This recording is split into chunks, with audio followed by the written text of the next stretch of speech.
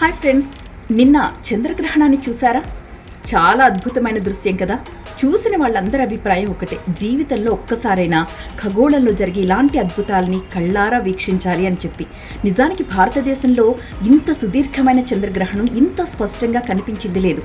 కానీ నిన్న మాత్రం దేశవ్యాప్తంగా ఉన్న ప్రధాన నగరాలన్నింటిలోనూ కూడా ఈ గ్రహణం కనిపించింది. నగరాల్లోనే ఇంత స్పష్టంగా కనిపించింది అంటే ఇక పల్లెల్లో గ్రామాల్లో విషయం చెప్పాలా?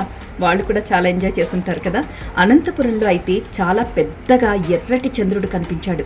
హైదరాబాద్లో నిన్న నేను చూసిన టైం ప్రకారం 9:58 గ్రహణం ప్రారంభమైంది. అంటే అప్పటి వరకు ఎంతో ప్రకాశవంతంగా ఉన్న చంద్రుడు కొద్ది కొద్దిగా భూమి నీడకు చేరుకుంటూ 11 గంటల సమయానికి పూర్తిగా భూమి నీడలోకి వచ్చేశాడు. 82 నిమిషాల పాటు చంద్రుడు భూమి నీడలో ఉన్నాడు.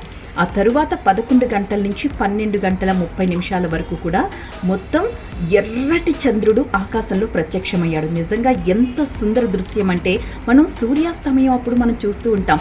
6-6:30 గంటల ప్రాంతంలో చీకటి పడ్డానికి ముందు చంద్రుడు కిందకి దిగుతూ ఎర్రగా కనిపిస్తూ ఉంటాడు, పెద్ద గోళంలా కనిపిస్తూ ఉంటాడు. ఎగ్జాక్ట్లీ అలాగే చీకట్లో చందమామ అలాంటి ఎరుపు వర్ణంలో కనిపించాడనమాట.